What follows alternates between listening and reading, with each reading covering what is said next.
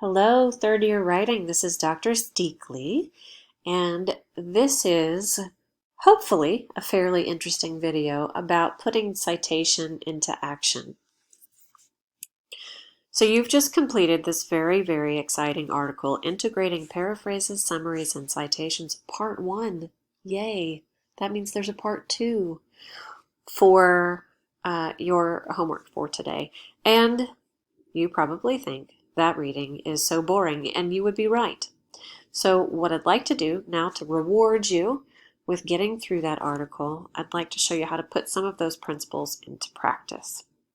So our step one is to do the research, which means I need to know what my topic is.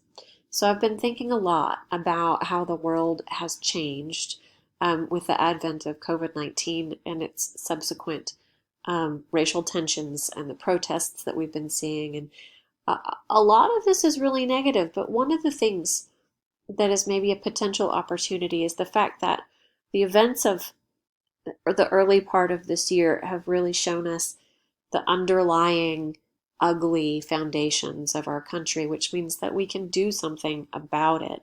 And one particular area of focus that I find interesting is our cultural institutions, things like art museums, which have this very deeply rooted racist ideology at their foundations. It's based on the idea that American exceptionalism, which we now consider to be mostly a myth, was at some point actually true.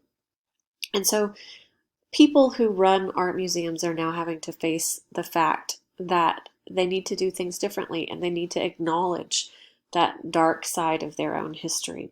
So I've done some research about this idea, and I've found an article that I'd like to share with you. So this was published today. It's an article in the New York Times, and it's about this anniversary, 150th anniversary exhibition that the Met in New York is about to unveil. And part of this article is the fact that these sort of white supremacist origins are connected with how the Metropolitan Museum of Art was created and how its artifacts were found.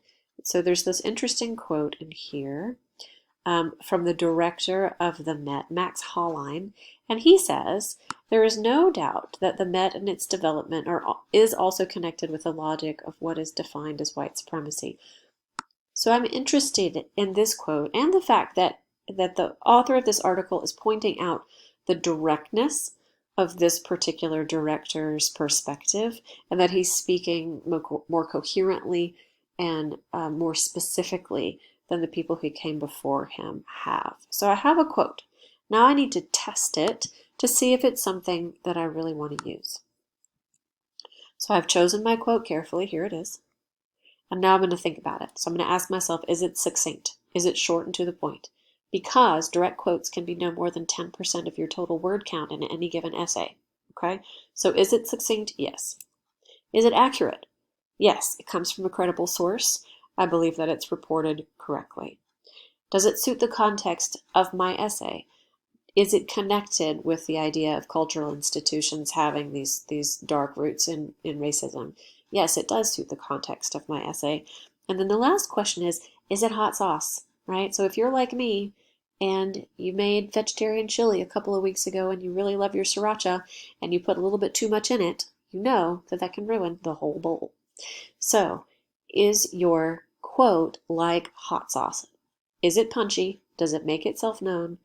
Does a little go a long way? So in other words, is this something that you can't say better in a paraphrase? I think so. I think that this is a powerful, punchy quote that I want to use, and that it coming directly from the voice of the leader of one of the nation's sort of most famous museums, it carries a lot of weight. So we have a winner. Our quote is worth using. So now how do we do that? The first thing that we need to know is how to cite a source. And so I'm going to ask you to start with the Purdue Online Writing Lab and to build your work cited for this source first. Okay? And in particular, I'm interested in MLA style and how to use electronic or web-based sources. So one of the things that you will notice when you get into this page is that it has this citation generator here. This is a trick. Do not be fooled. It is an ad from Citation Machine. Can you use it? No. Nope, nope, nope. Instead, we're going to learn how to actually build a citation. So here, our basic style of citations for electronic sources. So things that you need are an author or editor name, an article title, a container title, then publisher information if it's different than the website name, version numbers, that really applies more to online databases, which we'll get into later, but also publication date, and then the URL. Okay, and then here is a basic format that you can use as a guide for what goes in what formatting, where periods and things like that go. And so once you've internalized that, and the nice thing is it's right here, you can refer to it at any time, you don't have to memorize it. But if you use this tool correctly, then you will be able to build a successful works cited entry for your article. So here are the things that you need to gather: author, article title, container title, publication date, URL, and build your access date. When you're done, it's going to look like this. So here is my author, last name, first name. Here's my article title with a period. Here's my container title with a comma. So the way to think about article titles, this is the little thing that's inside the big thing. So the little thing always takes quotation marks. And the big thing, the one that houses the small stuff, takes italics. Okay, then here's my publication date. Here's my URL. Notice that I've taken off the HTTPS part. And then here is the date that I've accessed it. So this came out today. I'm using it today, so the dates match. Normally they wouldn't.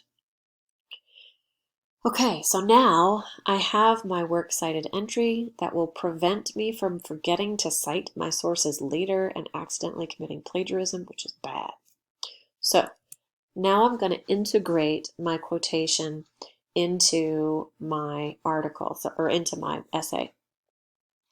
So here is a contextual paragraph that helps me use that quote successfully. So even the long-lived and well-respected institutions like New York's Metropolitan Museum of Art are having to come to terms with the racism in their past. I've underlined this, you wouldn't need to, but what I'm doing is showing you what the signal phrase is. New York Times art critic Jason Farrago. So I've identified my container, right? So I've said, dear reader, this is a credible source. And also I've identified the author. Dear reader, this is somebody who's worth listening to.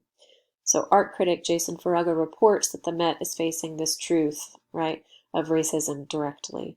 Met director Max Hollein, and then this is where I'm integrating my direct quotation. Quote, using far more direct language than his predecessors, conceded that single quote, because it's a quote inside a larger quote, right, so you can see that there.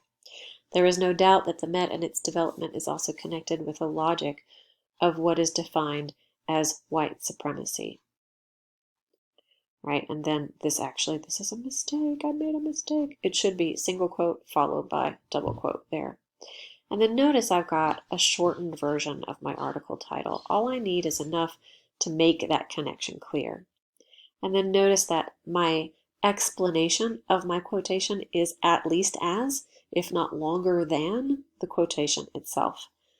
While it is a step in the right direction that Hollein recognizes this connection, the Met now faces the challenge of deciding what to do about it, considering that this revelation reaches far back into history, shaping everything from how the museum has acquired its artifacts to how it has chosen its leadership. So this is now a fully integrated quotation. So I just want to go back over the pieces of it to make sure it's super clear. This is the signal phrase, and you need this for every piece of borrowed information. You can't ever just drop a quote into an essay. So let me say that again. No sentence in an essay starts with a quotation mark. You always have to give this quotation something to hold on to the text with, right? So this helping hand is the signal phrase, so it signals to the reader that borrowed information is coming. This is the in-text parenthetical citation right here.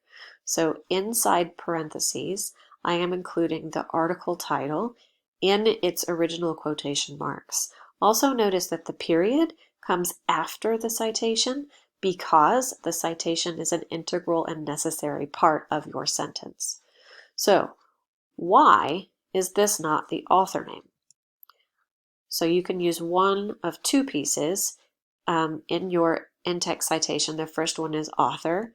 The second one is article title. So because we have used the author's name in the signal phrase, it would be redundant to use it again in the citation. So we have used the next piece, the second piece of the works cited entry as our item in parentheses for the parenthetical citation. Can you ever use a container title in a parenthetical citation? That's a big no, because what that says to the reader is, in the vast resources of the New York Times, this enormous, right, historied publication, somewhere there is this quotation. And that's a disservice to your reader. You need to tell them exactly where to find that original source. So, you may be saying, wow, Dr. Steakley, that's a lot of fun and also sounds like a whole lot of work. So can I cut corners? Can I use a citation generator like EasyBib or BiblioRef, right? Yes, but only when you know how to proofread it. So that's what this video is for, to show you how citation works in action and to help understand the logic of it, right? Why you're doing what you're doing. So I hope you have enjoyed this little 12-minute video. Thanks for being patient and getting to the end. Send me questions via email at any point, and happy citing.